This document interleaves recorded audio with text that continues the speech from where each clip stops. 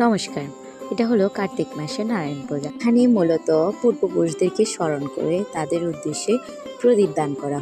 তো এই পুজোতে বাড়ির একজন নাকি উপবাস থাকলে শুরু হয়। সে অনুযায়ী আমার মা উপবাস রাখে। তো মা এক এক করে পুজোর সকল কিছু আয়োজন করে ফেলে। পুজো দেওয়ার জন্য ফল, তারপরে বাকি যা আছে সলতে সব কিছু রেডি করে নেয়। আর এই যে কলার ঘর, যেখানে প্রদীপ দান করা হয় এক এক করে পূর্বপুরুষদের নাম স্মরণ করে। আর এদিক দিয়ে মায়ের পুজো সব কিছু তো রেডি করে নেয়। আর ঠাকুরমশাইও চলে আসে। ঠাকুরমশাই প্রথমে এসে নারায়ণ পুজো দেওয়ার জন্য সকল নারিকেল পাঠিয়ে নেয়।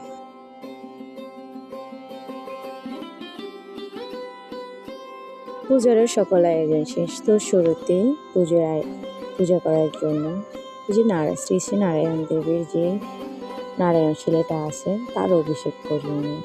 অভিষেক করিয়ে তারপর যথারীতি সব কিছু অনুযায়ী ঠাকুরমশাই পূজার সমস্ত ক্রিয়াকর্ম শুরু করে দেয়।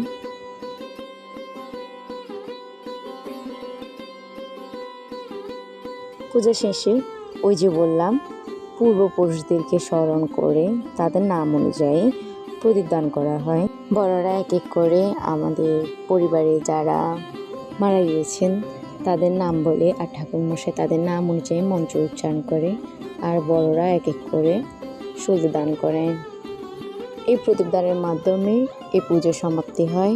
তো পুজো শেষে আমরা সবসময়ের মতো ঠাকুরমশাই থেকে পুষ্পাঞ্জলি নেওয়া যে ফুলটা আছে ওই ফুলটা নিয়ে আশীর্বাদ স্বরূপ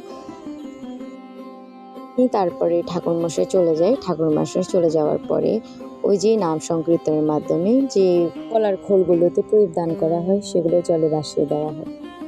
তো পুকুর থেকে এসে পুজো তো শেষ, তার জন্য সবাই যে যার মতন ব্যাস প্রসাদগুলো করে নিয়ে যায়। আর এই যে ভগবানের অভিষেক করা চরণামৃত এইটুকুর মাঝেই পুজোটা শেষ হয়।